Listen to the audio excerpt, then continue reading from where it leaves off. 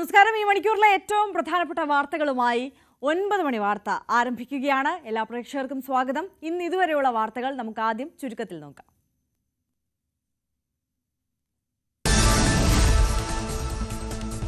ഹമാസിന് ട്രംപിന്റെ അന്ത്യശാസനം. ബന്ദികളെ എത്രയും വേഗം മോചിപ്പിക്കണം. കാലതാമസം അനുവദിക്കാനാകില്ലെന്നും ട്രംപ്. ഗാസയിൽ ആക്രമണം കടുപ്പിച്ച് ഇസ്രായേൽ. 70 പേർ കൂടി കൊല്ലപ്പെട്ടു. ചർച്ചകൾക്ക് അമേരിക്കൻ പ്രതിനിധികൾ ഇന്ന് ഈജിപ്തിൽ. സ്വർണ്ണപ്പാളി വിവാദത്തിൽ ഉദ്യോഗസ്ഥർക്കെതിരെ ഉണ്ണികൃഷ്ണൻ പോറ്റിയുടെ മൊഴി. ലഭിച്ചത് സ്വർണ്ണപ്പാളിയല്ല ചെമ്പുപാളിയെന്ന് ദേവസ്വം വിജിലൻസിനോട് പോറ്റി. ഉദ്യോഗസ്ഥരുടെ മൊഴിയെടുക്കാൻ വിജിലൻസ് സംഘം. 25 കോടിയുടെ ഭാഗ്യവാൻ ഇപ്പോഴും കാണാമറയത്ത്. ഭാഗ്യവിവരം പുറത്തു പറയാതെ ഓണം ബമ്പർ ജേതാവ്. നെട്ടൂർ സ്വദേശിയാണ് ഭാഗ്യശാലിയെന്ന് ലോട്ടറി ഏജന്റ് ലതീഷ്. ഒരു കൂട്ടർ മുഖം മറക്കുമ്പോൾ സ്ത്രീവിരുദ്ധ പരാമർശവുമായി MES പ്രസിഡന്റ് ഫസൽ ഗഫൂർ. ഇപ്പോൾ നടക്കുന്നത് മാറുമറയ്ക്കലിന് പകരം മാറു കാണിക്കൽ സമരം. പൂർവികരെ പോലെ ജീവിച്ചാൽ മതിയെന്നും പരാമർശം. ബീഹാറിൽ കോൺഗ്രസിന് മറുപടി നൽകാൻ BJP. സംസ്ഥാന വ്യാപകമായി സുജാവ് യാത്രയ്ക്ക് ഇന്ന് തുടക്കം. ജനങ്ങളെ നേരിൽ കണ്ട് പ്രകടന പത്രികയ്ക്ക് രൂപം നൽകുക ലക്ഷ്യം. തെരഞ്ഞെടുപ്പ് നിരീക്ഷകരെ നിയമിച്ച് AICC. വനിതാ ലോകകപ്പിൽ ഇന്ന് ഇന്ത്യ പാകിസ്ഥാൻ പോരാട്ടം. ടീമുകളുടെ ഹസ്തദാനമടക്കം ഉണ്ടാകുമോ എന്ന ആകാംക്ഷയിൽ കായിക ലോകം. മത്സരം കൊളംബോയിൽ വൈകിട്ട് 3:30.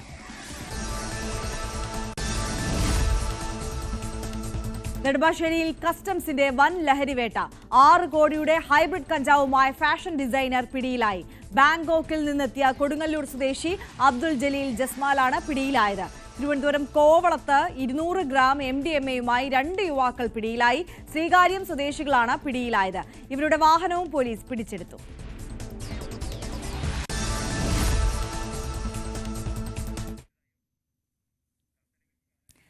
അപ്പോൾ നമ്മൾ ഇനി പ്രധാനപ്പെട്ട വാർത്തകളെല്ലാം വിശദമായി പരിശോധിക്കാൻ പോവുകയാണ്. ആദ്യം നമ്മൾ പോകുന്നത് ഗാസയിലേക്കാണ്. ഗാസ സമാധാന കരാർ അംഗീകരിക്കാൻ ഹമാസിന് US പ്രസിഡന്റ് ഡൊണാൾഡ് ട്രംപ് അനുവദിച്ച സമയപരിധി ഇന്ന് അവസാനിക്കാനിരിക്കെ കാര്യങ്ങൾ വീണ്ടും വഷളാകുന്നു. ഇസ്രായേൽ ഗാസയിൽ ഇന്നലെ നടത്തിയ ആക്രമണങ്ങളിലും നിരവധി പേർ കൊല്ലപ്പെട്ടു. കരാർ അംഗീകരിച്ചാലും ഇല്ലെങ്കിലും ഹമാസ് നിരായുധീകരിക്കപ്പെടുമെന്ന് നെതന്യാഹു പറഞ്ഞു. യുദ്ധം നിർത്തുമെന്ന ഇസ്രായേലിന്റെ പരാമർശങ്ങൾ കബളിപ്പിക്കാനെന്ന് ഹമാസിന്റെ കുറിപ്പ്. അതേസമയം കരാറിൽ കൂടുതൽ ചർച്ചകൾക്ക് അമേരിക്കൻ പ്രതിനിധികൾ ഇന്ന് ഈജിപ്തിൽ. നാളെ ഹമാസ് പ്രതിനിധികളും ഇസ്രായേൽ പ്രതിനിധികളും ഈജിപ്ഷ്യൻ മധ്യസ്ഥതയിൽ ചർച്ച നടത്തും. വിവരങ്ങളുമായി ന്യൂസ് ഡെസ്കിൽ നിന്ന് അഭിലാഷ് രാധാകൃഷ്ണനാണ് നമുക്കൊപ്പം ചേരുന്നത്. അഭിലാഷ്, എല്ലാം മികച്ച രീതിയിൽ പോകുന്നു, ചർച്ചകളെല്ലാം ഫലം കാണുന്നു. ട്രംപ് മുന്നോട്ട് വെച്ച ഗാസ സമാധാന പദ്ധതി വിജയം കാണാൻ പോകുന്നു എന്നുള്ള ശുഭപ്രതീക്ഷയിൽ ഇരിക്കുമ്പോൾ വീണ്ടും കാര്യങ്ങൾ വഷളാവുകയാണ്. സമാധാനത്തിലേക്ക് കാര്യങ്ങൾ എത്തുന്നില്ല എന്നതാണോ നിലവിലത്തെ സ്ഥിതി?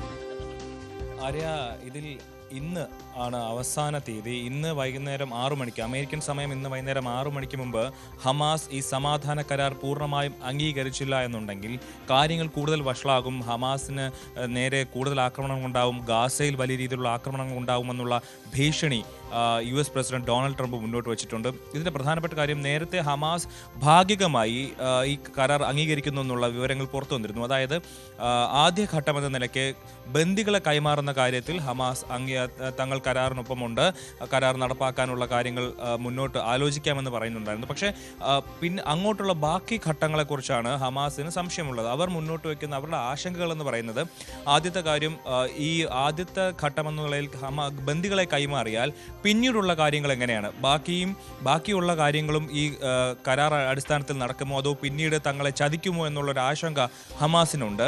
രണ്ടാമത്തെ കാര്യം, ഗാസയിലെ ഗവേണൻസിനെ പറ്റി. ഗാസ ഇനി മുന്നോട്ട് ഭരിക്കാൻ പോകുമ്പോൾ അവിടുത്തെ കാര്യങ്ങൾ എങ്ങനെയാണ്, അതിൻ്റെ ഒരു സ്ട്രക്ചർ എങ്ങനെയാണെന്നുള്ള കാര്യത്തിലൊക്കെ ഹമാസിന് ആശങ്കയുണ്ട്. ആ കാര്യത്തിൽ വ്യക്തത വേണം തുടങ്ങിയിട്ടുള്ള കാര്യങ്ങളാണ് ഹമാസ് മുന്നോട്ട് വയ്ക്കുന്നത്. അതുകൊണ്ട് തന്നെയാണ് ഈ കരാർ പൂർണ്ണമായും അംഗീകരിക്കുന്നില്ല, അല്ലെങ്കിൽ പൂർണ്ണമായും അംഗീകരിച്ച ഒരു സ്റ്റേറ്റ്മെന്റ് ഹമാസിന്റെ ഭാഗത്തു നിന്ന് വരാത്തത്. എന്നാൽ ഇന്ന് വൈകുന്നേരം 6 മണിക്ക് മുമ്പ് ഡൊണാൾഡ് ട്രംപിന്റെ അൾട്ടിമേറ്റമാണ്. ഇന്ന് വൈകുന്നേരം 6 മണിക്ക് മുമ്പ് ഇത്തരത്തിൽ ഹമാസ് കരാർ അംഗീകരിച്ചില്ല എന്നുണ്ടെങ്കിൽ വലിയ രീതിയിലുള്ള ആക്രമണങ്ങൾ ഉണ്ടാകുമെന്നുള്ള മുന്നറിയിപ്പ് തന്നെയാണ് ഡൊണാൾഡ് ട്രംപ് നൽകുന്നത്. അതേസമയം മറ്റൊരിടത്ത് ഇസ്രായേൽ പ്രധാനമന്ത്രി ബെഞ്ചമിൻ നെതന്യാഹു പറയുന്നത്, ഹമാസ് കരാർ അംഗീകരിച്ചാലും ഇല്ലെങ്കിലും ഹമാസ് നിരായുധീകരിക്കപ്പെടും.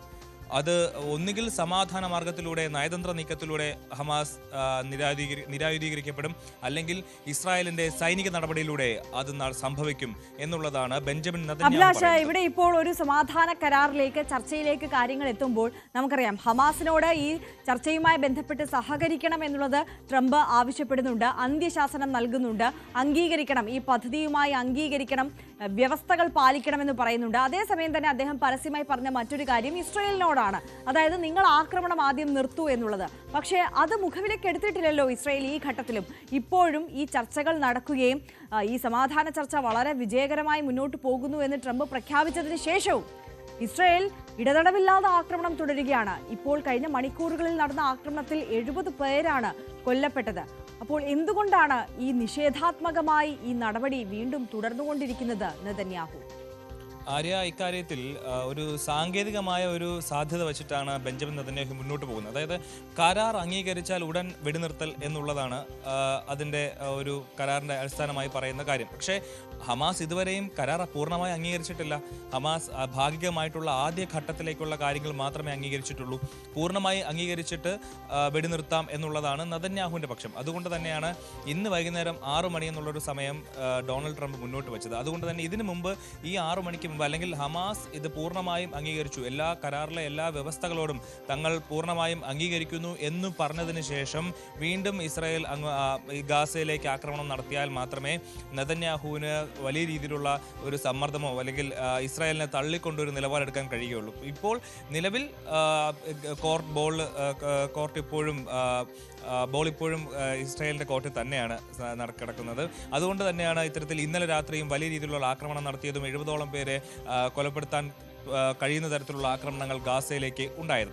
നിലവിൽ ഇസ്രായേൽ പറയുന്നത് എത്രയും വേഗം തന്നെ ആദ്യ ഘട്ടമെന്ന നിലയ്ക്ക് ബന്ദികളെ മോചിപ്പിക്കാനുള്ള ഒരു നീക്കം ഉണ്ടാകുമെന്നുള്ള ഒരു ശുഭാപ്തി വിശ്വാസം തന്നെയാണ് ബെഞ്ചമിൻ നെതന്യാഹു മുന്നോട്ട് വയ്ക്കുന്നത്. പക്ഷേ അത് ഒരിക്കലും ഹമാസ് ആഗ്രഹിക്കുന്ന രീതിയിലായിരിക്കണമെന്നില്ല എന്നുള്ളതാണ് അവിടെ നമ്മൾ പ്രതീക്ഷിക്കേണ്ട കാര്യം.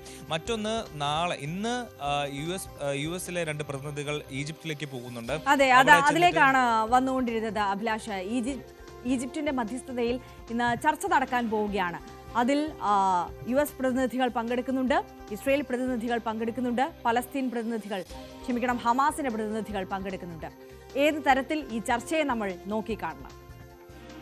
ആര്യ, ഇത് ഇന്ന് അമേരിക്കൻ പ്രതിനിധികൾ ഈജിപ്തിലെത്തി ഈജിപ്ഷ്യൻ മധ്യസ്ഥരുമായി ചർച്ച നടത്തും. അതിനുശേഷം നാളെയാണ് ഇസ്രായേലിന്റെ പ്രതിനിധികളും അതുപോലെ ഹമാസിന്റെ പ്രതിനിധികളും ഒരുമിച്ചിരുന്ന് ചർച്ച ചെയ്യാൻ പോകുന്നത്. അപ്പോൾ ഈ ചർച്ചയിൽ പ്രധാനമായും വരുന്നത് പൂർണ്ണമായും ഇസ്രായേലിന്റെ സൈനികർ ഗാസയിൽ നിന്ന് വിട്ടുപോകുന്നതിനെ കുറിച്ച് ഹമാസ് ചോദ്യങ്ങൾ ഉയർത്തും. അതുപോലെ തന്നെ ഏത് തരത്തിലായിരിക്കും ബന്ദികളെ കൈമാറുന്നതിലെ സാങ്കേതികമായിട്ടുള്ള രീതികൾ, അതിൽ അവിടുത്തെ സുരക്ഷാ രീതികൾ എങ്ങനെയാണ്, തുടങ്ങിയിട്ടുള്ള കാര്യങ്ങളൊക്കെ അവിടെ ചർച്ചയാകും. അതുപോലെ ആദ്യ ഘട്ടം എന്നുള്ള നിലയ്ക്കാണ് ഇത്തരത്തിൽ ബന്ദികളെ കൈമാറുന്നത്. ഇതിൻ്റെ 2ാം ഘട്ടം എന്നുള്ളതാണ് ഏറ്റവും നിർണായകമായ കാര്യം. അതിനെക്കുറിച്ച് ഹമാസ് അംഗീകരിക്കുമോ എന്നുള്ളതാണ് ഏറ്റവും ഉയർന്ന ചോദ്യം. അതായത് ആദ്യത്തെ ഘട്ടം ബന്ദികളെ കൈമാറുന്നതാണെങ്കിൽ 2ാമത്തെ ഘട്ടം എന്ന് പറയുന്നത് ഹമാസിൻ്റെ നിരായുധീകരണമാണ്. അപ്പോൾ ഈ 2ാമത്തെ ഘട്ടം കഴിഞ്ഞാൽ മാത്രമേ പിന്നെ അങ്ങോട്ടുള്ള ഘട്ടങ്ങളിലേക്ക് പോകുന്നതും ഗാസയിൽ ഒരു സ്വതന്ത്ര ഭരണകൂടത്തെ സൃഷ്ടിക്കുന്നതടക്കമുള്ള കാര്യങ്ങളിലേക്ക് ചർച്ച നടക്കും. അപ്പോൾ ഹമാസിന്റെ നിരായുധീകരണം ഉണ്ടാകുമോ എന്നുള്ളതാണ് ഏറ്റവും പ്രധാനപ്പെട്ട കാര്യം. അതിൽ മണിക്കൂറുകൾക്കുള്ളിൽ ഹമാസിന് തീരുമാനമെടുക്കേണ്ടി വരുന്നു എന്നുള്ളതാണ് ഏറ്റവും നിർണായകമായ കാര്യം.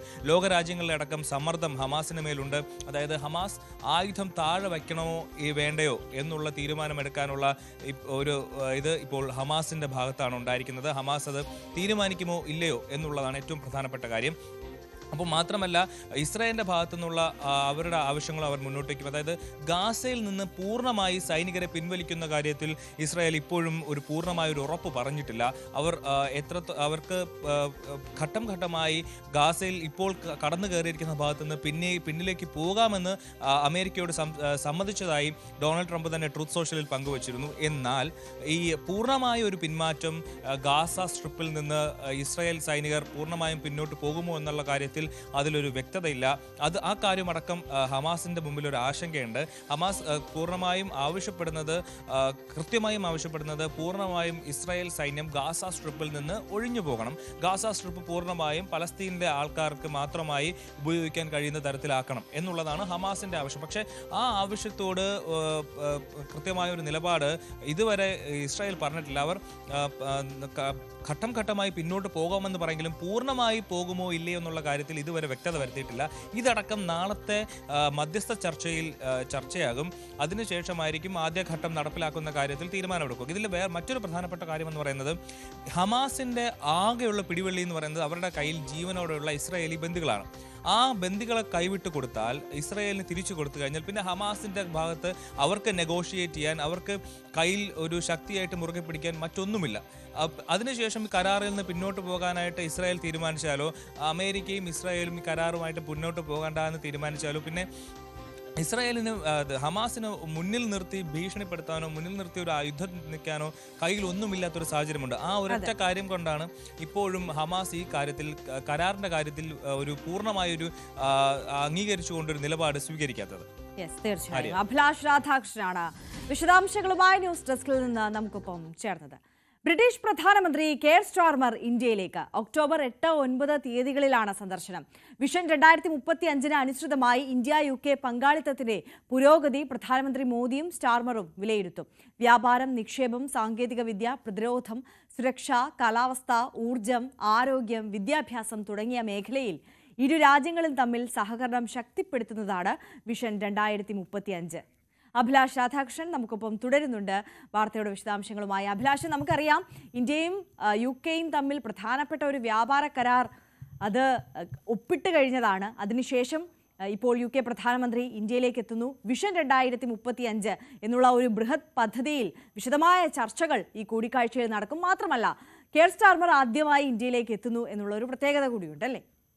അതെ ആര്യ, ഇതിപ്പോൾ 2025 മുതൽ 2035 വരെയുള്ള ഒരു പതിറ്റാണ്ട് കാലം ഇന്ത്യയുടെയും ബ്രിട്ടന്റെയും പുരോഗതിക്ക് വേണ്ടി രണ്ട് രാജ്യങ്ങളും ഒരുമിച്ച് എങ്ങനെ മുന്നോട്ട് പോകാം എന്നുള്ളതിൻ്റെ ഒരു പദ്ധതിയാണ് ഈ വിഷൻ 2035 എന്ന് പറയുന്നത്. അതായത് രാജ്യത്തിൻ്റെ വളർച്ചകൾക്ക് വേണ്ട വിവിധമായിട്ടുള്ള കാര്യങ്ങളിൽ ഒരുമിച്ച് പ്രവർത്തിക്കുക, അതിനു വേണ്ടിയിട്ടുള്ള നയങ്ങൾ സ്വീകരിക്കുക എന്നുള്ളതാണ് ഈ വിഷൻ 2035 ഏറ്റവും പ്രധാനപ്പെട്ട കാര്യം. ഇതുമായി ബന്ധപ്പെട്ട് കഴിഞ്ഞ ജൂലൈയിൽ നരേന്ദ്രമോദി ബ്രിട്ടൻ സന്ദർശിച്ചിരുന്നതുമായി ബന്ധപ്പെട്ട് നിരവധി കരാറുകൾ, ഫ്രീ ട്രേഡ് എഗ്രിമെന്റ്, സൗജന്യ വാണിജ്യ കരാർ അടക്കം രണ്ട് രാജ്യങ്ങൾ തമ്മിൽ ഒപ്പുവെച്ചിരുന്നു.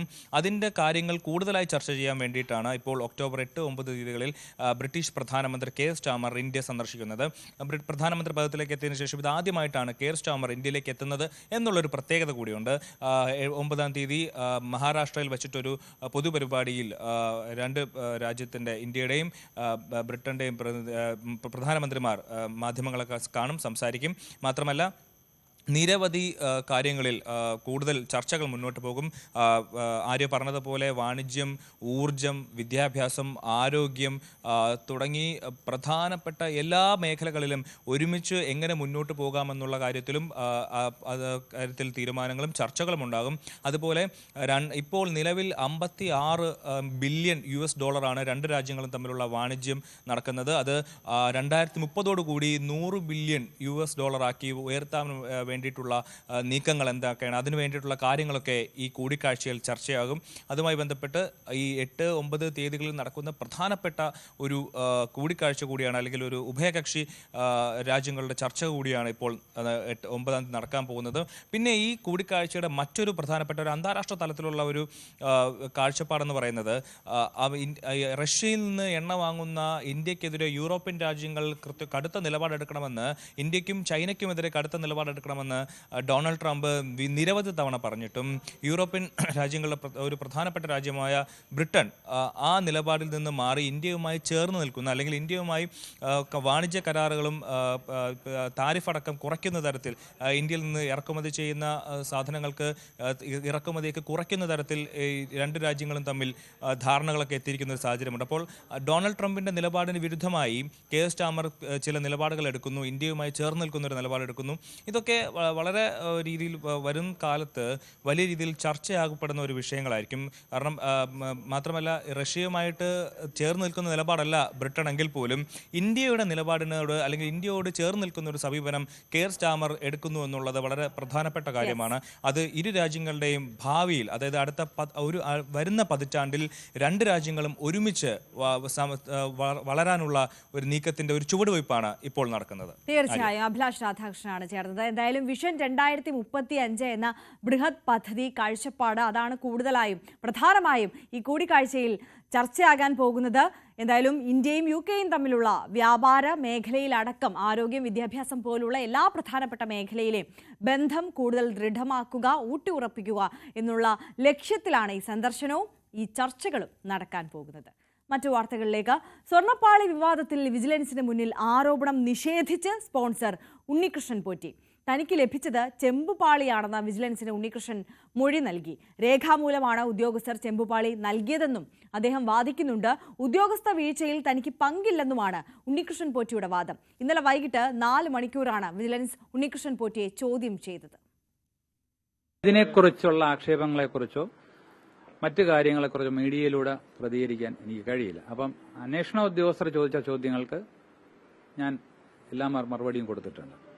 അതിന് മുകളിൽ ഇനി കോടതി ആവശ്യപ്പെടുന്ന രേഖകൾ എന്തെങ്കിലും ഉണ്ടെങ്കിൽ എന്റെ കയ്യിലുള്ളതെല്ലാം ഞാൻ സമർപ്പിക്കും.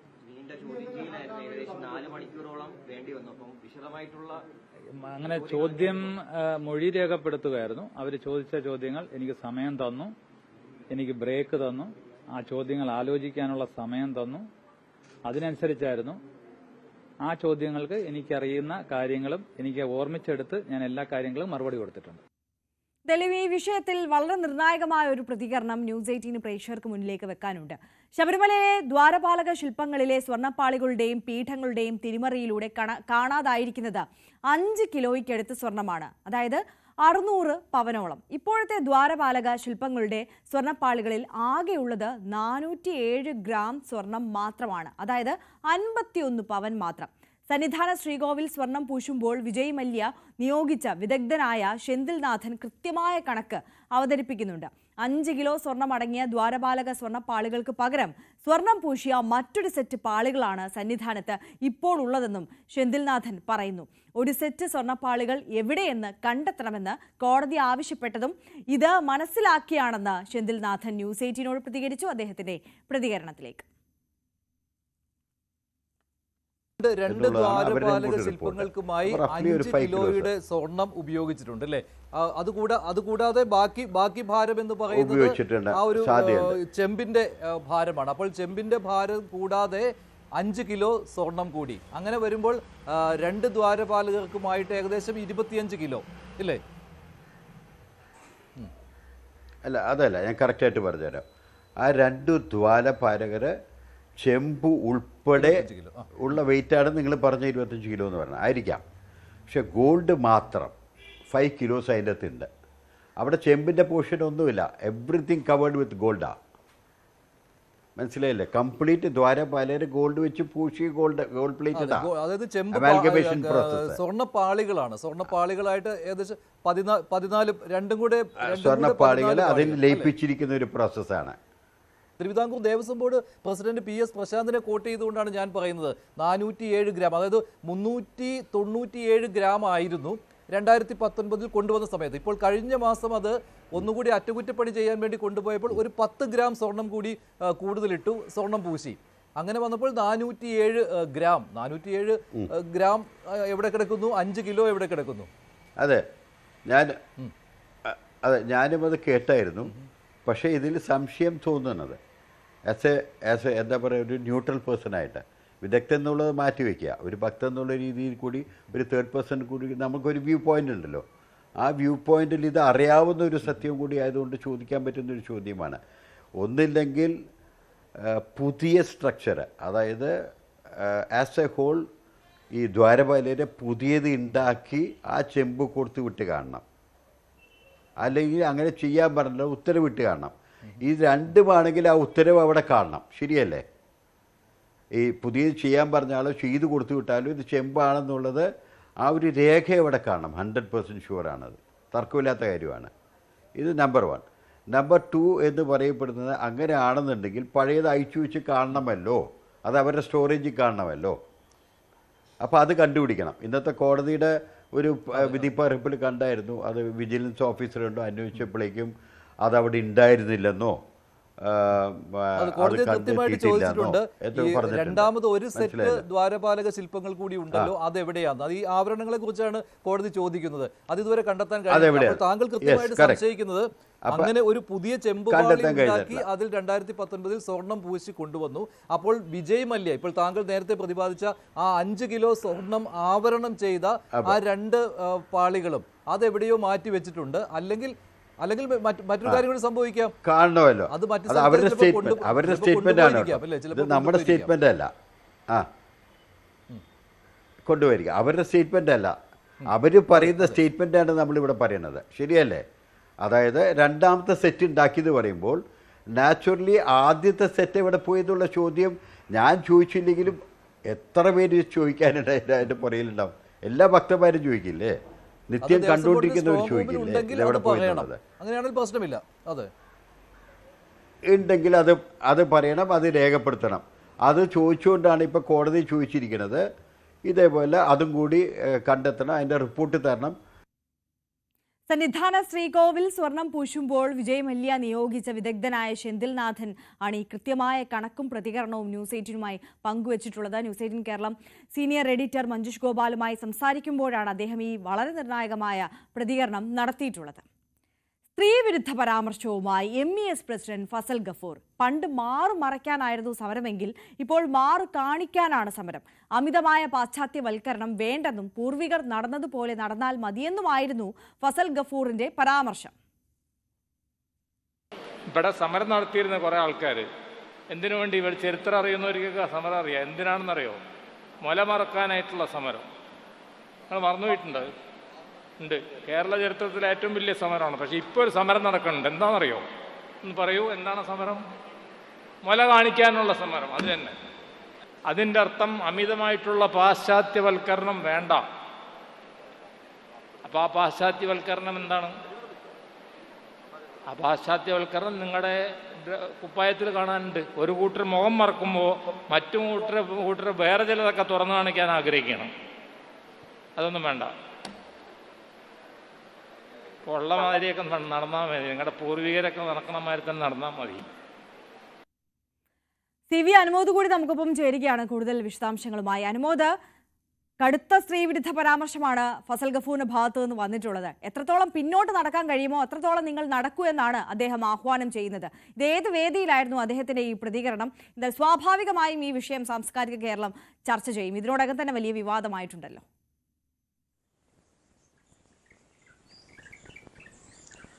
ഇന്നലെ തിരൂരിൽ MES സ്കൂൾ ടീച്ചർമാരുടെ ഒരു യോഗം നടന്നിരുന്നു, ഒരു മീറ്റിംഗ് നടന്നിരുന്നു. അതിലായിരുന്നു അദ്ദേഹത്തിൻ്റെ ഈ ഒരു വിവാദമായ പരാമർശം. ഇതിൽ കുറേയേറെ ഇനിയുമുണ്ട്. നമ്മളിപ്പോൾ അതിൻ്റെ ഒരു ചെറിയൊരു ഭാഗം മാത്രമാണ് കാണിച്ചിട്ടുള്ളത്. അതിലും ഏറെ വിമർശനത്തിന് വഴിവെക്കുന്ന പരാമർശങ്ങൾ അദ്ദേഹത്തിൻ്റെ പ്രസംഗത്തിലുണ്ട്. ഈ ഭാഗത്തിന് ശേഷമാണ് അദ്ദേഹം അതെല്ലാം പറയുന്നത്.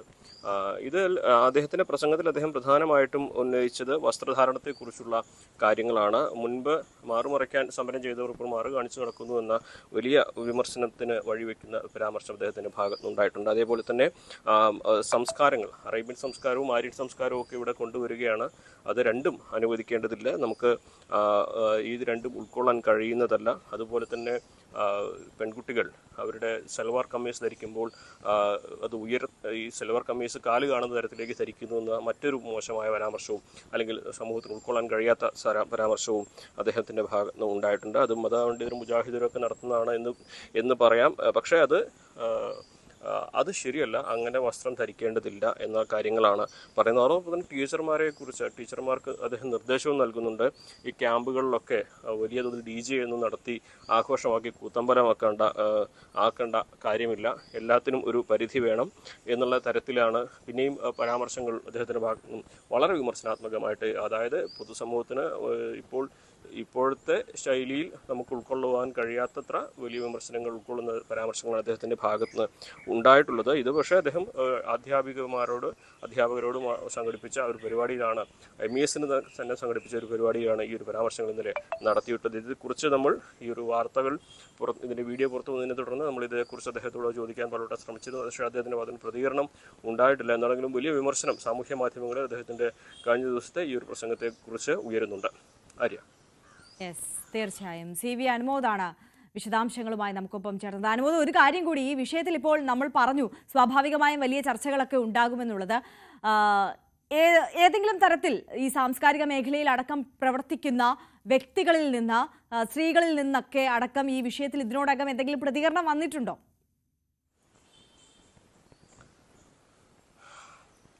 നിലവിൽ അത്തരം പ്രതികരണങ്ങൾ ലഭ്യമായിട്ടില്ല. കാരണം ഇന്നലെ രാത്രിയാണ് ഈ ഒരു വാർത്ത സാമൂഹ്യ മാധ്യമങ്ങളിലൊക്കെ പ്രചരിക്കാൻ തുടങ്ങിയിട്ടുള്ളത്. അദ്ദേഹത്തിൻ്റെ പ്രസംഗത്തിൻ്റെ ഭാഗങ്ങളായിട്ട് ഇപ്പോൾ സാമൂഹ്യ മാധ്യമം പ്രചരിക്കുന്നുണ്ട്. ഒരു പക്ഷേ വരും മണിക്കൂറുകളിൽ എത്തരത്തിലുള്ള പ്രതികരണങ്ങൾ ഈ ഒരു സാമൂഹ്യ മേഖലയിൽ നിന്ന് പല സംഘടനകളുടെ ഭാഗത്തു നിന്നൊക്കെ ഉണ്ടാകാനുള്ള സാധ്യതയാണ് കാണുന്നത്.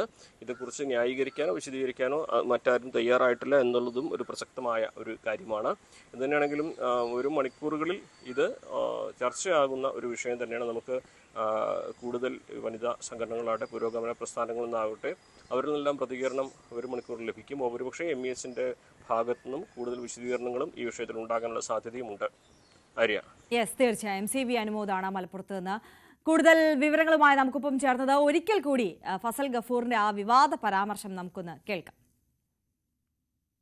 ഇവിടെ സമരം നടത്തിയിരുന്ന കുറേ ആൾക്കാർ, എന്തിനു വേണ്ടി? ഇവർ ചരിത്രം അറിയുന്നവർക്കൊക്കെ സമരം അറിയാം. എന്തിനാണെന്നറിയോ?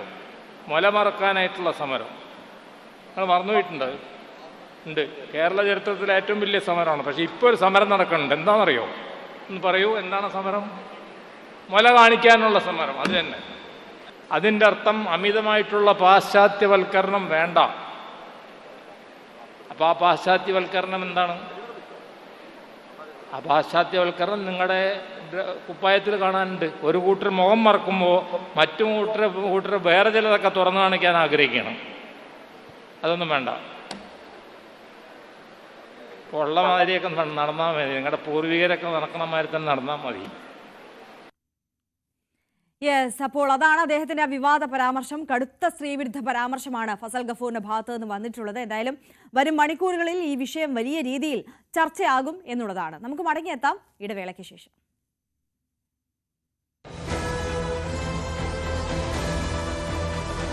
ഞാൻ ഒരിക്കൽ കൂടി പറയാം, പണ്ട് മാറു മറയ്ക്കാനായിരുന്നു സമരമെങ്കിൽ ഇപ്പോൾ മാറു കാണിക്കാനാണ് സമരം.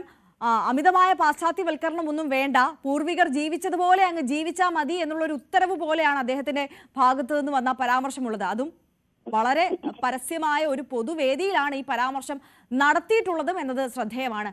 എങ്ങനെ പ്രതികരിക്കുന്നു താങ്കൾ? എനിക്ക് പറയാനുള്ളത്, വിദ്യാസമ്പന്നരായ ആളുകൾ തന്നെ ഇങ്ങനെ പറയുമ്പോൾ, ഇത് ഈ പ്രായം കൂടി വരുമ്പം സ്ത്രീകളുടെ അവയവങ്ങളെ കുറിച്ച് പറഞ്ഞ് ഒരു സംതൃപ്തി നേടുന്ന ഒരു മാനസിക രോഗികൾ ഈ സമൂഹത്തിലുണ്ട് ഒരുപാട്. അതിന്റെ ഭാഗമായിട്ടാണ് ഇത്തരത്തിലുള്ള കാര്യങ്ങളൊക്കെ പറയുന്നതെന്നാണ് എനിക്ക് തോന്നുന്നത്. കാരണം അല്ലെങ്കിൽ താലിബാന്റെ ബാധ കൂടിയിട്ടുണ്ടാവും.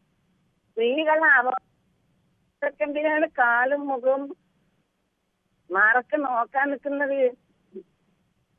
ഇവർക്ക് നോക്കുന്നത് കൊണ്ടല്ലേ. ഇവര് വസ്ത്രധാരണ, സ്ത്രീകളുടെ വസ്ത്രധാരണയെ കുറിച്ച് എല്ലാ കാലത്തും ചർച്ച ചെയ്യപ്പെടുന്നു. പുരുഷന്മാരുടെ വസ്ത്രധാരണയെ കുറിച്ച് ആരും ചർച്ച ചെയ്യാറുമില്ല. അതേ സ്ഥാനത്ത് ഈ സ്ത്രീകളെ അപമാനിക്കാൻ വേണ്ടി മാത്രം ഈ വിദ്യാസമ്പന്നരായ ആളുകളൊക്കെ ഇങ്ങനെ പറയുമ്പോൾ നമ്മൾ എന്താ പറഞ്ഞ കഷ്ടമല്ലാതെ എന്താ പറയേണ്ടത്? സ്ത്രീകളെ മാറിടങ്ങളിൽ ഇവരെന്തിനാണ് കാലിന്റെ മുകളിലും മാറിടത്തൊക്കെ ഇവരെന്തിനാണ് നോക്കുന്നത്? അവരെ സ്വതന്ത്രമായി വിട്ടൂടെ? അതാണ് എനിക്ക് ചോദിക്കാനുള്ളത്. ഞാൻ എവിടെയോ വായിച്ചിട്ടുണ്ട്, ലക്ഷ്മണൻ സീതയെ കൊണ്ടുപോയിട്ട് കാൽപാദത്തിന്റെ മുകളിൽ നോക്കിയിട്ടില്ല എന്ന് പറഞ്ഞിട്ട്. ഇത് എന്താണ് ഇവരൊക്കെ വിചാരിക്കുന്നത്? സ്ത്രീകളെ വസ്ത്രധാരണം, സ്ത്രീകളെ പറ്റി എന്ത് പറയാനാണോ? ഏത് സമയം നോക്കുമ്പോൾ സ്ത്രീകളെ വസ്ത്രധാരണം, സ്ത്രീകളെ മറക്കുന്നുണ്ടോ, മറക്കുന്നില്ല. ഇതൊക്കെ എന്തിനാണ്? ഇവർക്ക് വേറെ പണിയൊന്നുമില്ലേ? ഇവരൊക്കെ ഇവിടെ എന്താണ് ഇസ്ലാമിക ഭരണമാണോ നടത്താൻ പോണത്? മനുഷ്യന്മാർക്ക് പറയാൻ പറ്റുന്നില്ല. ലജ്ജ തോന്നാണ് ഇവരൊക്കെ ഈ സമുദായത്തിൽ ജനിച്ചല്ലോ എന്ന് വിചാരിച്ച് ലജ്ജ തോന്നാണ് ഇവരൊക്കെ ഈ സംസാരം കേൾക്കുമ്പോൾ. ഒരു സമുദായത്തെ ഇങ്ങനെ അപമാനിക്കലുണ്ടോ? ഒരു സദസ്സിൽ വെച്ചിട്ട് എത്രയോ സ്ത്രീകൾ പെൺകുട്ടികളെ ഒക്കെ നോക്കിയിട്ട് ഇങ്ങനെയൊക്കെ പറയുമ്പോ എന്താ പറയേണ്ടത്? അതാണ് ശ്രീമതി VP സുഹ്റ, അതായത് അധ്യാപകർ ഉള്ള അവരുടെ ഒരു വേദിയിലാണ് ഈ തരത്തിലുള്ള പരാമർശം നടത്തിയത്. അതും അവരെ കൈചൂണ്ടി കാണിച്ചുകൊണ്ടാണ് ഈ പരാമർശം നടത്തുന്നത് എന്നുള്ളതാണ് ഏറെ ഖേദകരം. ഇത്തരത്തിൽ നമ്മൾ പുരോഗമനമായി ഓരോ ദിവസവും ചിന്തിക്കണമെന്നും പെരുമാറണമെന്നും കരുതുമ്പോൾ, അത്തരത്തിലുള്ള പ്രവൃത്തികളുമായി നമ്മൾ മുന്നോട്ട് പോകുമ്പോൾ പിന്നോട്ട് നടക്കാൻ ആഹ്വാനം ചെയ്യാനൊക്കെ ഇവർക്ക് എവിടെ നിന്നാണ് ധൈര്യം ലഭിക്കുന്നത്? മാനസിക രോഗങ്ങളാണ് ഞാൻ വിചാരിക്കുന്നത്. ഇതൊക്കെ ഒരു തരം മാനസിക രോഗം.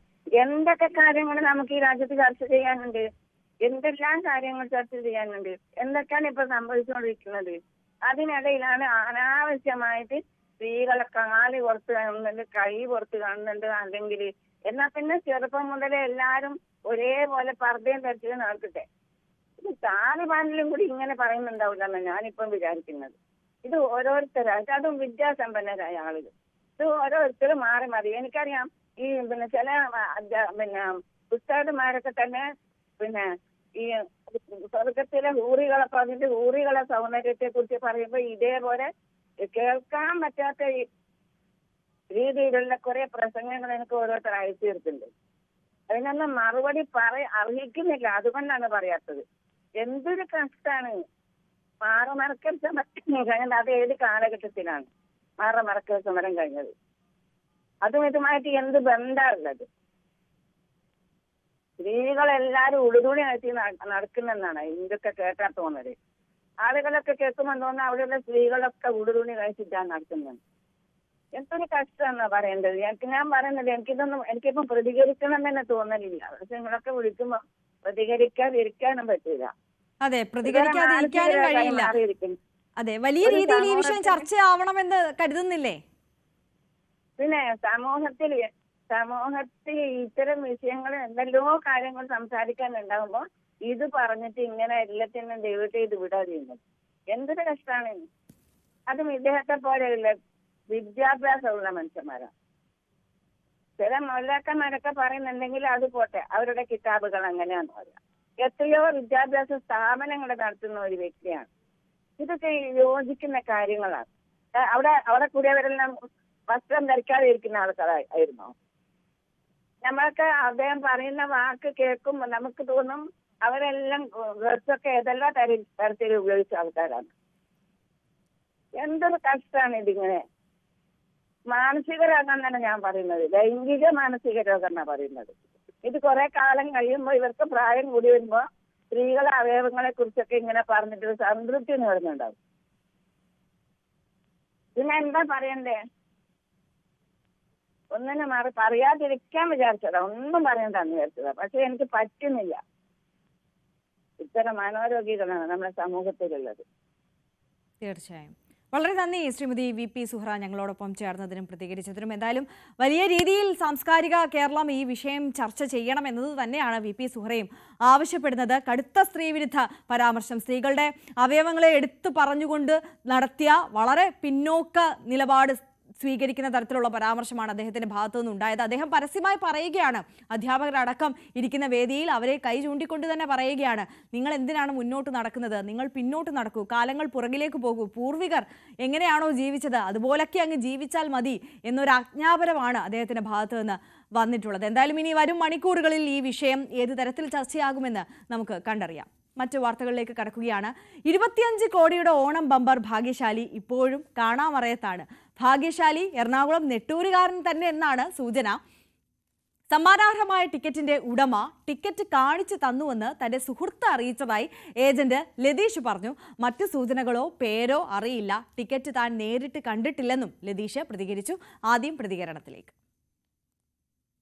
രാത്രി എന്റെ ഫ്രണ്ടാ പറഞ്ഞത്, പുള്ളിനെ രാത്രി കാണിച്ചു, ലതീഷ് നെട്ടൂരുകാരൻ തന്നെയാണ് അടിച്ചേക്കണേന്ന് പറഞ്ഞ് എന്നോട് പറഞ്ഞതാണ്. അത്ര എനിക്കറിയാൻ പാടുള്ളൂ, കൂടുതലൊന്നും അറിയില്ല. നിങ്ങൾ നിരന്തരമായ ചോദ്യങ്ങൾക്കൊരു മറുപടി പറഞ്ഞെന്ന് മാത്രമേ. മറുപടി ഉണ്ടാക്കി പറഞ്ഞതല്ല, പുള്ളി പറഞ്ഞ മറുപടി തന്നെയാണ്. സുഹൃത്തിനെ അവിശ്വസിക്കേണ്ടതില്ല.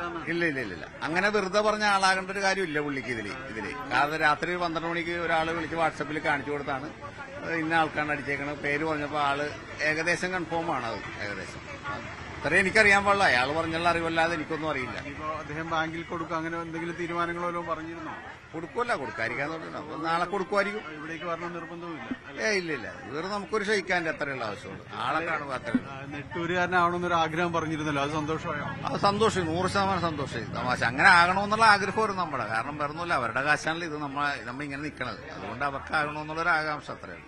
ഇനിയിപ്പോ ഏതായാലും അതിലൊരു ഉറപ്പായി, നെട്ടൂര് തന്നെയാണ് ആണെന്ന് ഉറപ്പായി.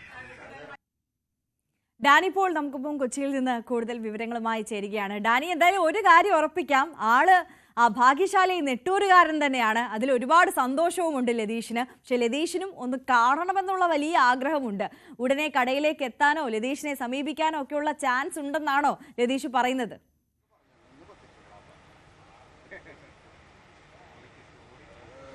എന്തായാലും ഭാഗ്യശാലിക്ക് വേണ്ടിയുള്ള കാത്തിരിപ്പ് തുടരുകയാണ്. അദ്ദേഹം ഈ പരിസരത്ത് ഉള്ള ഒരാളാണ് എന്നതെല്ലാം തന്നെ ഉറപ്പിച്ചിട്ടുണ്ട്. അദ്ദേഹം നേരത്തെ തന്നെ കടയുടമ ലതീഷ് എല്ലാം തന്നെ പറയുന്നുണ്ട്. ലതീഷിൻ്റെ സുഹൃത്താണ് ഇദ്ദേഹത്തെ കണ്ടത്, ക്ഷമിക്കണം, ഇദ്ദേഹത്തെ വാട്സപ്പിലൂടെ ബന്ധപ്പെട്ടത്. അദ്ദേഹത്തിൻ്റെ സുഹൃത്തിന് ബോധ്യം വന്നിരിക്കുന്നു. ആ സുഹൃത്തിനെ അവിശ്വസിക്കേണ്ടതില്ല എന്നാണ് ലതീഷിൻ്റെ പക്ഷം. ഏതായാലും ഒരു കാര്യം ഉറപ്പാണ്, അത് ഈ പരിസരത്ത് താൻ വിറ്റ ലോട്ടറി അതിൻ്റെ ഒരു ഭാഗ്യമൊന്നും ഈ പരിസരം വിട്ട് പോയിട്ടില്ല എന്ന് തന്നെയാണ് ലതീഷ് വിശ്വസിക്കുന്നത്. നെട്ടൂരുകാരനാകണമെന്നത് താൻ ആഗ്രഹിച്ചിരുന്നു, അതുപോലെ തന്നെ സംഭവിച്ചു എന്ന് ഏതാണ്ട് തന്നെ അദ്ദേഹം ഉറപ്പിച്ചിട്ടുണ്ട്. നമുക്ക് കാണും ഈ കടയിലെ അതിനുശേഷം ഒരു വലിയ തിളക്കം വന്നിട്ടുണ്ട്. വലിയൊരു സ്റ്റാർ അട്രാക്ഷൻ എല്ലാം തന്നെ ഇവിടെ വന്നിട്ടുണ്ട്. നിരവധി പേർ ഇവിടെ ഇന്നിപ്പോൾ സാധാരണ രീതിയിലും ടിക്കറ്റ് വിൽപ്പനയെല്ലാം തന്നെ കൂടിയിട്ടുണ്ടെന്നാണ് മനസ്സിലാക്കുന്നത്. പലരും തന്നെ ഇവിടേക്ക് എത്തുന്നുണ്ട്, ഭാഗ്യാന്വേഷികൾ. ഇത് അല്ലെങ്കിലും ഒരു തിരക്കുള്ള ഒരു സ്ഥലം തന്നെയായിരുന്നു. ഇപ്പോൾ അത് കുറച്ചുകൂടി തിരക്ക് കൂടിയിട്ടുണ്ട്. കുറച്ചുകൂടി തിരക്ക് കൂടി തുടങ്ങിയിട്ടുണ്ടോ, അതോ ഈ തിരക്ക് എപ്പോഴുള്ളതാണോ? തിരക്കുള്ളതാണ്. ഞായറാഴ്ച പൊതുവേ നമുക്ക് കച്ചവടം കൂടുതലാണ്. കാരണം ഞായറാഴ്ച റൂട്ടിലുള്ള ആൾക്കാരൊന്നും ഇല്ലാത്ത കാരണം നമുക്ക് കച്ചവടം കൂടില്ല. ഏതായാലും സാധാരണതിനേക്കാൾ ഒരു ആളുകൾക്ക് കുറച്ചുകൂടി ഒരു ആഭിമുഖ്യം ഇപ്പോൾ വന്നിട്ടുണ്ട്. ഞായറാഴ്ച ഉള്ളത് തിരക്ക് തന്നെയാണ് ഇപ്പോൾ കാണുന്നത്. ഇവിടെയുള്ള ഞായറാഴ്ച ഉള്ളത് ഞായറാഴ്ച പൊതുവേ കടകളിൽ കച്ചവടം കൂടുതലായിരിക്കും. കാരണം ഈ നടന്ന വിൽപ്പനക്കാർ കുറവായിരിക്കുമല്ലോ, അത് കാരണം നമുക്ക് കച്ചവടം കൂടുതലായിരിക്കും. നമ്മുടെ 25 കോടിയുടെ ഉടമ രംഗത്ത് വരാൻ സമയമായോ? പ്രത്യക്ഷപ്പെടാൻ പറഞ്ഞിരിക്കണേണ് സംശയമുള്ള ആളോട്. പ്രത്യക്ഷപ്പെട്ടാലല്ലേ ഈ ആനയിൽ നിന്ന് റിക്കവർ ആകുള്ളൂ. എല്ലാവരും ഇവിടെ വന്ന് ചോദിച്ചോണ്ടിരിക്കുക, നമ്മൾ ഉൾപ്പെടെ. അതുകൊണ്ട് എന്റെ ലോഡ് കുറക്കാൻ വേണ്ടിയിട്ട് പ്രത്യക്ഷപ്പെടാൻ പറഞ്ഞിട്ടുണ്ട്. അവര് പ്രത്യക്ഷപ്പെടുവോ, അല്ലെങ്കിൽ ഞാൻ നേരെ വീട്ടിൽ ചെന്ന് പറയും, ഞാളെ വീട്ടിൽ ചെന്നാണേലും പറയും പ്രത്യക്ഷപ്പെടാൻ. ഇതൊന്ന് ഉറപ്പിക്കണമല്ലേ? പുള്ളി ബാങ്കിൽ പോയിട്ടൊക്കെ വരുള്ളൂ, അങ്ങനെയാണോ? നമുക്ക് ഇന്ന് പ്രത്യക്ഷപ്പെടിയിക്കാം, അല്ലെങ്കിൽ എനിക്ക് കച്ചവടം നടക്കൂല. ഇന്നലെയും 10-300 ടിക്കറ്റ്, ഇവിടെ 300 ടിക്കറ്റോളം എൻ്റെ കയ്യിൽ നിന്ന് കാശ് പോയി. ഇന്നും ഈ കിടക്കുന്ന ടിക്കറ്റ് പോകും. കാരണം ആൾ കൂടി നിൽക്കുമ്പോൾ പൊതുവെ ടിക്കറ്റ് എടുക്കൂല എന്നറിയാവുന്ന കുറേ ആൾക്കാരുണ്ട്, അവർ കടയിലോട്ട് എടുക്കൂല. അതാണ്.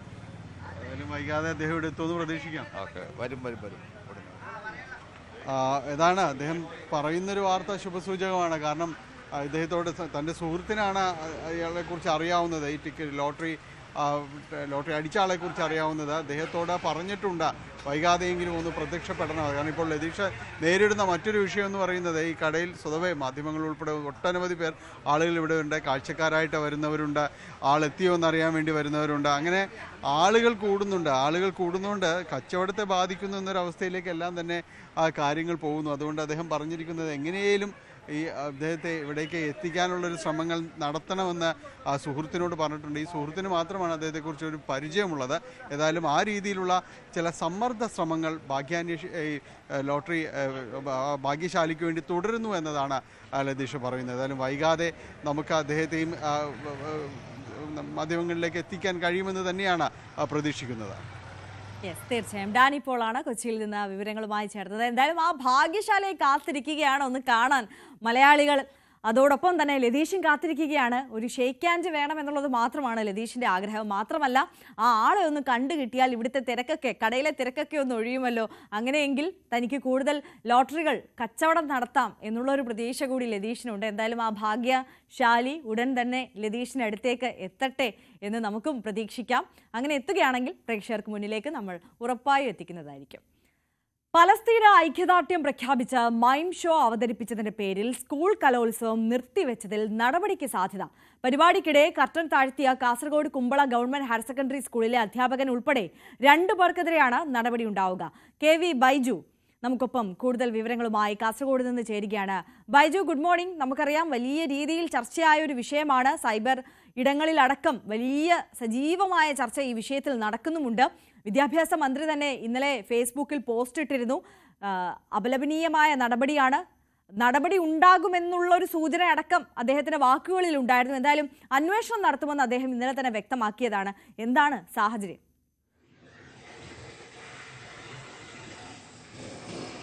അതെ അറിയ, വെള്ളിയാഴ്ചയാണ് ഇത്തരത്തിൽ കുമ്പള ഗവൺമെന്റ് ഹയർ സെക്കൻഡറി സ്കൂളിൽ കുട്ടികളെ വൈകിട്ട് 6 മണിയോട് കൂടി ഈ ഒരു മയം അവതരിപ്പിച്ചത്. അതായത് പലസ്തീനിൽ ഈ കുട്ടികൾ, അതായത് അവിടുത്തെ കുഞ്ഞുങ്ങൾ അനുഭവിക്കുന്ന ദുരിതം, അതായിരുന്നു പ്രമേയം. ഈ സംഭവം, ഈ മയം അവതരിപ്പിക്കുന്നതിനിടയിലാണ് ഫ്രീ പലസ്തീൻ എന്ന ഒരു പ്ലക്കാർഡുമായി ഒരു വിദ്യാർത്ഥി വന്നത്. അതോടുകൂടി ഈ 2 അധ്യാപകർ ഈ കർട്ടൻ താഴ്ത്തുന്ന സാഹചര്യമാണ് ഉണ്ടായത്. പിന്നീട് ഈ കലോത്സവം നിർത്തിവെക്കുന്ന സാഹചര്യമുണ്ടായി. ഇതോടുകൂടിയാണ് ഈ കുട്ടികൾ വലിയ പ്രതിഷേധവുമായി രംഗത്തെത്തിയത്. അതോടൊപ്പം MSF-ഉം KSU-വും SFI-യും ഇത്തരത്തിൽ വലിയ പ്രതിഷേധവുമായി സ്കൂളിലേക്ക് വരുന്ന സാഹചര്യമൊക്കെ ഉണ്ടായി. ഈ ഇന്നലെ യോഗമുണ്ടായിരുന്നു ഇത് സംബന്ധിച്ച് ഒരു തീരുമാനമെടുക്കാൻ. ആ യോഗത്തിനിടെയാണ് ഈ വലിയ പ്രതിഷേധമൊക്കെ ഉണ്ടായത്. പ്രതിഷേധത്തോടുകൂടി ഈ യോഗം നിർത്തിവെക്കേണ്ട സാഹചര്യമാണ് ഉണ്ടായത്. എന്തായാലും ഈ വിഷയത്തിൽ ഈ സ്കൂൾ യൂത്ത് ഫെസ്റ്റിവൽ തിങ്കളാഴ്ചയോടുകൂടി നടത്താനാണ് ഏകദേശം ധാരണയായിട്ടുള്ളത്. അതോടൊപ്പം ഇതിൽ അന്വേഷണവും ഇപ്പോൾ ആരംഭിച്ചിട്ടുണ്ട്. 2 അധ്യാപകർക്കെതിരെയാണ് ആക്ഷേപം ഉയർന്നിട്ടുള്ളത്. ഇത്തരത്തിൽ കർട്ടൻ താഴ്ത്തി എന്ന ഒരു കാരണത്താൽ. മാത്രമല്ല, ഇതേ മൈമ് വീണ്ടും ഈ സ്കൂളിൽ അവതരിപ്പിക്കാനുള്ള ഒരു അനുമതി ഈ കുട്ടികൾക്ക് കിട്ടിയിട്ടുണ്ടെന്നാണ് മനസ്സിലാക്കാൻ സാധിക്കുന്നത്. അങ്ങനെയാണെങ്കിൽ നാളെ ഈ മൈം യൂത്ത് ഫെസ്റ്റിവൽ പുനരാരംഭിക്കും. അതോടൊപ്പം ഈ മൈമ് ഇവിടെ അവതരിപ്പിക്കും. എന്തായാലും ഈ സംഭവത്തിൽ വലിയ പ്രതിഷേധമാണ് ഉയർന്നു വന്നത്. ഇന്നലെ ഈ സ്കൂളിലേക്ക് വലിയ തോതിൽ പ്രതിഷേധമുണ്ടായി. അതിനിടയിൽ തന്നെ ഈ പെൺകുട്ടികളെ ഉൾപ്പെടെ പോലീസ് ലാത്തിചാർജ് ചെയ്ത് ഇത്തരത്തിൽ മർദ്ദിച്ചു എന്ന ഒരു ആക്ഷേപം കൂടി ഇവർ ഉന്നയിക്കുന്നുണ്ട്. ഏതായാലും ഈ വിഷയങ്ങളെല്ലാം ഇപ്പോൾ വിദ്യാഭ്യാസ വകുപ്പ് അന്വേഷിക്കുന്നുണ്ട്. മന്ത്രി V. ശിവൻകുട്ടി ഈ വിഷയം നേരിട്ട് ഇടപെടുകയായിരുന്നു. അദ്ദേഹം യാതൊരു കാരണവശാലും ഇത്തരത്തിലുള്ള ആവിഷ്കാര സ്വാതന്ത്ര്യത്തെ തടയുന്ന നടപടി ഉണ്ടാകില്ല. ഈ കുട്ടികൾക്ക് ഇതൊരു അധ്യാപകന്റെ മാത്രം സ്വമേധയാ അദ്ദേഹം ഒറ്റയ്ക്കെടുത്തൊരു തീരുമാനം എന്നുള്ള നിലയിലാണോ, അല്ലെങ്കിൽ അധ്യാപകർ എല്ലാവരും കൂട്ടമായി എടുത്ത ഒരു തീരുമാനം എന്നുള്ള നിലയിലാണോ ഈ കർട്ടൻ താഴ്ത്തിയത്? ഈ സ്കൂളിൽ നിന്ന് നമുക്ക് ലഭിക്കുന്ന വിവരം, ഈ കുട്ടികൾ ഇതിനോട് എങ്ങനെ പ്രതികരിക്കുന്നു എന്നതിനെ സംബന്ധിച്ച് എന്തെങ്കിലും സൂചനയുണ്ടോ?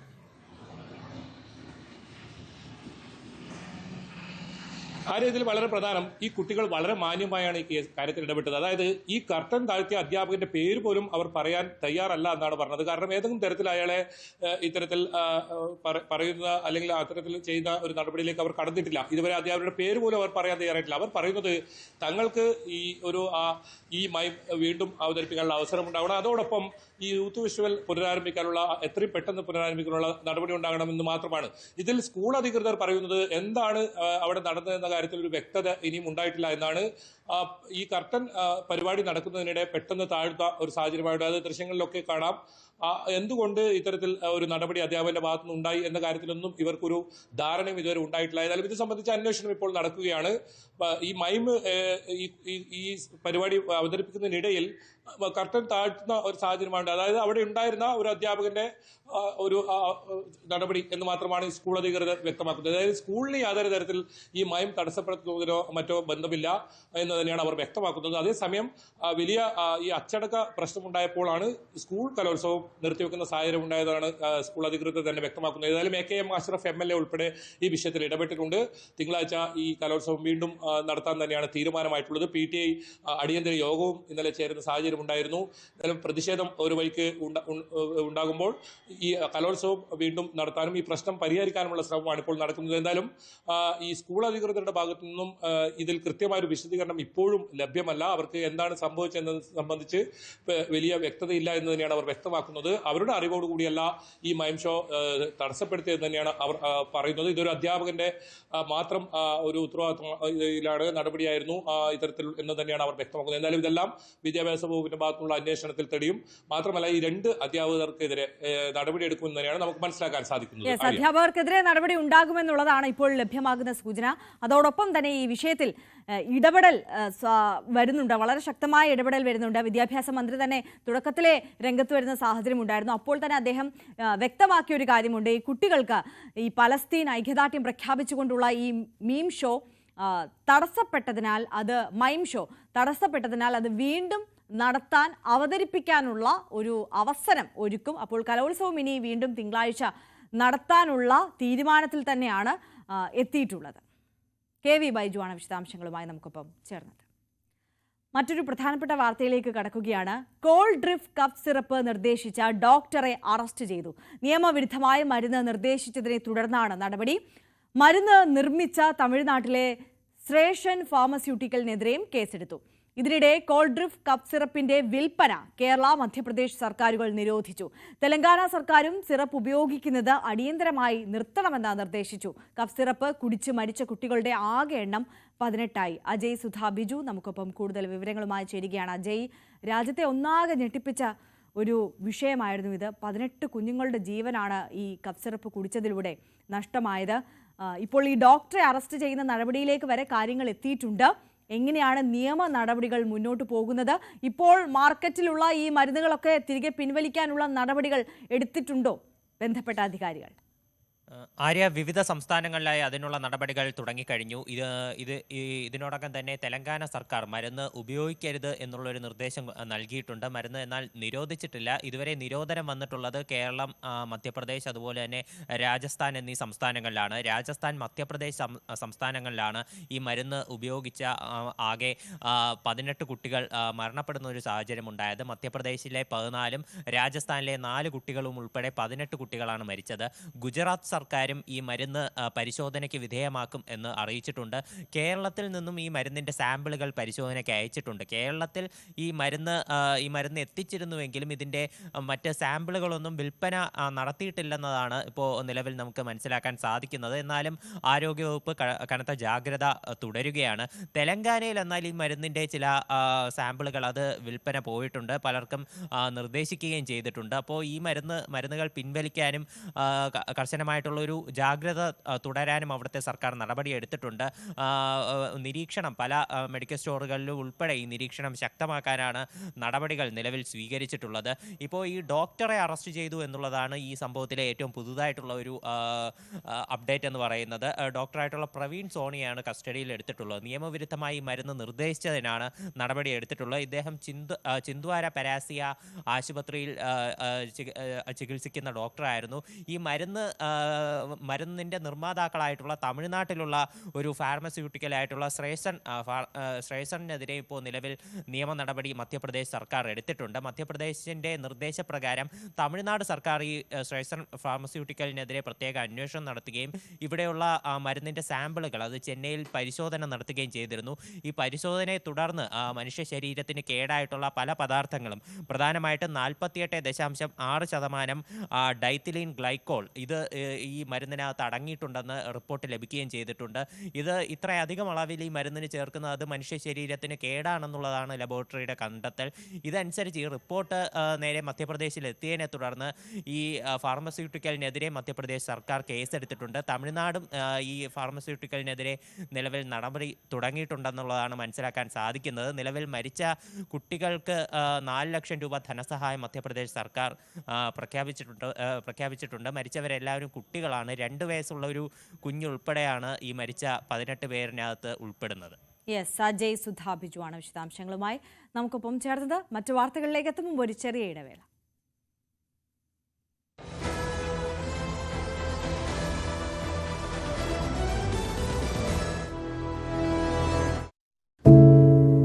ഒരു മാധ്യമ പ്രവർത്തക എന്ന നിലയ്ക്ക് ഇപ്പോൾ ഏറ്റവും കൂടുതൽ കൈകാര്യം ചെയ്യേണ്ടി വരുന്നത് ലഹരിയുമായി ബന്ധപ്പെട്ട വാർത്തകളാണ്.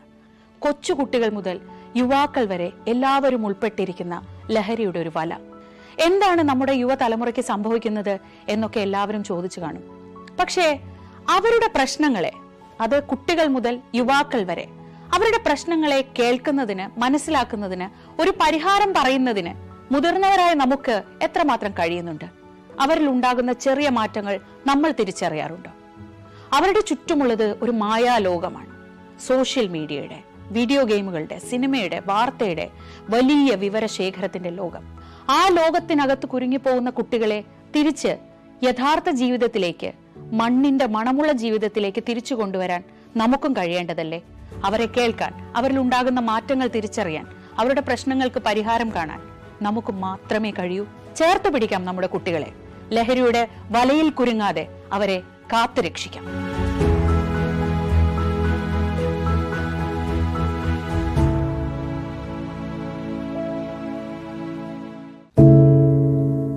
എന്തു പറ്റി നമ്മുടെ നാടിന് എന്ന് ചോദിച്ചു പോകുന്ന കാര്യങ്ങളാണ് ഇപ്പോൾ സംഭവിക്കുന്നത്. എന്തൊക്കെയാണ് നമ്മുടെ യുവതലമുറ തെരുവുകളിൽ കാട്ടിക്കൂട്ടുന്നത്? കൊല്ലാൻ പോലും മടികാട്ടാത്ത ഇവർ സ്വബോധത്താൽ ഇങ്ങനെയൊന്നും ചെയ്യില്ല. നാടിന്റെ അഭിമാനമായി വളരേണ്ട യുവത്വത്തെ ഇങ്ങനെ പോകാൻ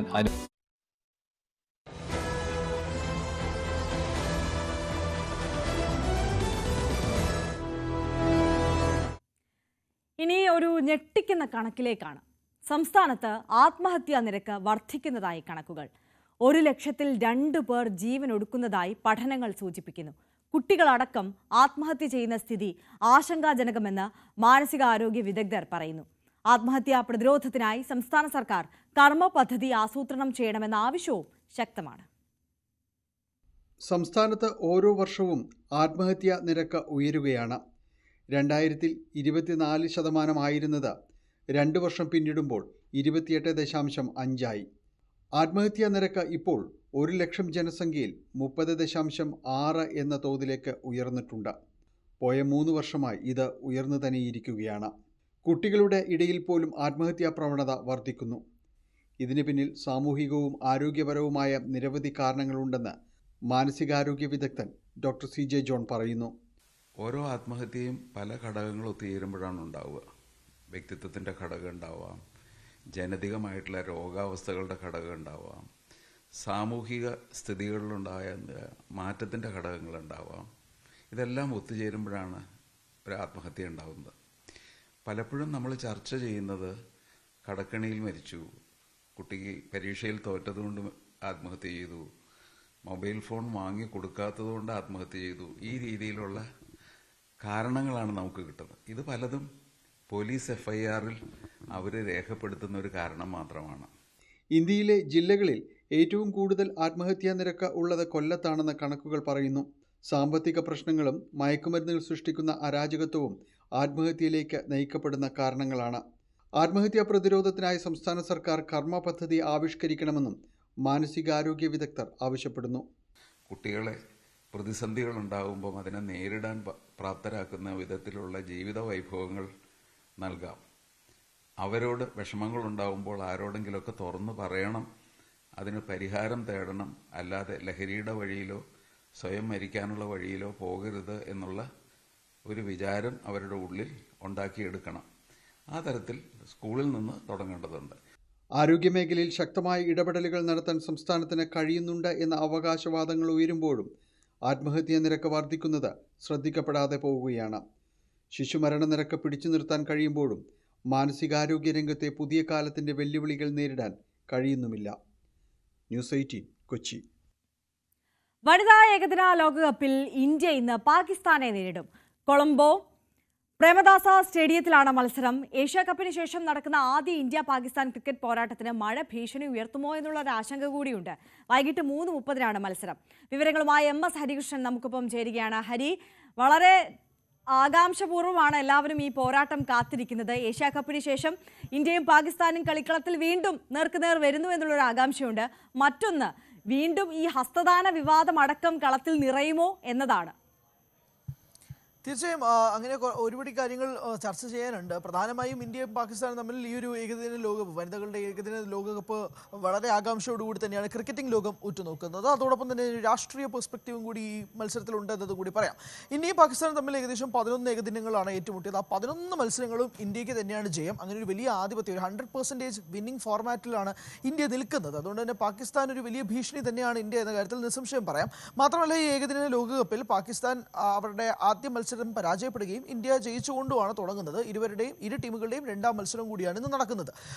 ഇതിൽ 2 കാര്യങ്ങളുണ്ട്. പ്രധാനമായും ഒന്ന് ഹസ്തദാനവുമായി ബന്ധപ്പെട്ട കാര്യങ്ങളാണ്. അതിൽ BCCI തന്നെ ഔദ്യോഗികമായി പറയുന്ന ഒരു കാര്യം മത്സരത്തിൽ ഫോക്കസ് ചെയ്യും എന്നുള്ളത് സംബന്ധിച്ചാണ്. മാത്രമല്ല, ഇന്ത്യൻ ടീം ഏഷ്യാ കപ്പിൽ 3 മത്സരങ്ങൾ പാകിസ്ഥാനെതിരെ കളിച്ചപ്പോൾ പോലും 3 മത്സരങ്ങളിലും ഹസ്തദാനം പോലും നൽകിയിട്ടില്ല. പ്രധാനമായും 2 സംഭവങ്ങളിൽ, ഒന്ന് ടോസ് ടൈമിൽ സൂര്യകുമാർ യാദവ് ഒരു തരത്തിൽ പോലും സൽമാൻ ആഖയ്ക്ക് ഹസ്തദാനം നൽകിയിരുന്നില്ല. മത്സരത്തിന് ശേഷം അത് തന്നെയാണ് ടീം അംഗങ്ങളും കാഴ്ചവെച്ചത്. ഇന്ത്യൻ ടീം ഒട്ടാകെ തന്നെ വേഗം ജയിച്ച് ഡ്രസ്സിംഗ് റൂമിനകത്ത് കയറി ലോക്ക് ചെയ്യുകയാണ് ചെയ്തത്.